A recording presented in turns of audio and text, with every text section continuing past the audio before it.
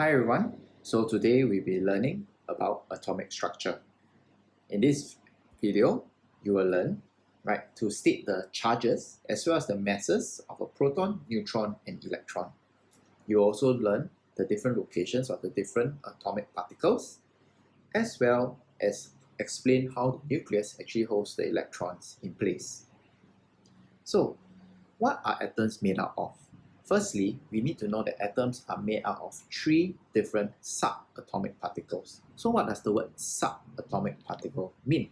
The word sub means smaller than.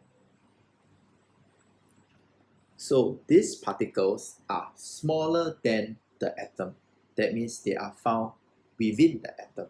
So these three particles we have learned, are protons, neutrons, and electrons.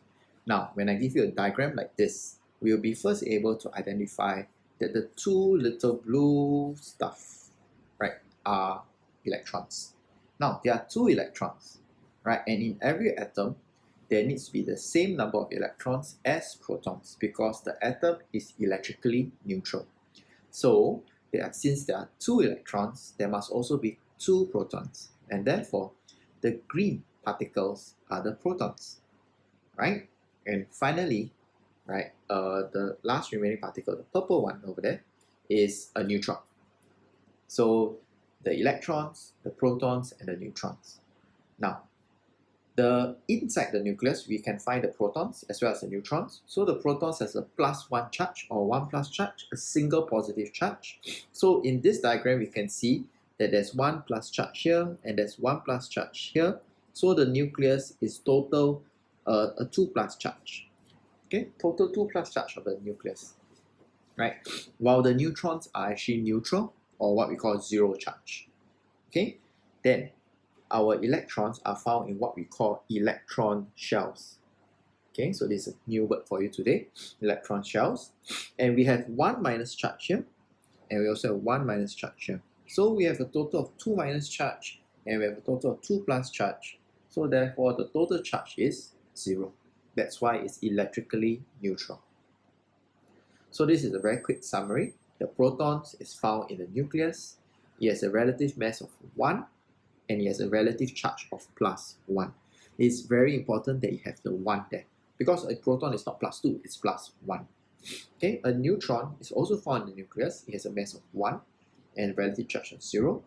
And electrons are found in electron shells, new word for today, has a relative mass of 1 over 1840, which is very, very small, and has a relative charge of -1. So, while the electrons are flying around, in the electron shell, why don't the electrons just fly away, So we must learn that the proton is positive charge and the electron is negative charge. And between anything that is oppositely charged, between a positive and a negative, there will always be this attraction called an electrostatic attraction. Electrostatic attraction is a form of force, that is between two opposite charges, So we got the positive charge and the negative charge. So the proton actually holds onto an electron. So that is why it doesn't fly away. So now let's think, what do you think about this electron here? If I have an electron on a shell that is slightly further from the nucleus, slightly further, do you think this electron over here will have more attraction or less attraction? So because it's further, it's like, you're putting magnets. So if you have magnet that's close by together, it has a strong magnetic force. But if you put magnets further apart, there's weaker magnetic force. So similarly, if the electron is further from the nucleus, maybe in a shell that's further away, it will have weaker electrostatic attraction. Alright? Okay, so that's how the nucleus actually holds on the electrons. So I hope you've learned something about atomic structure, and we'll see you in the next video. Bye-bye.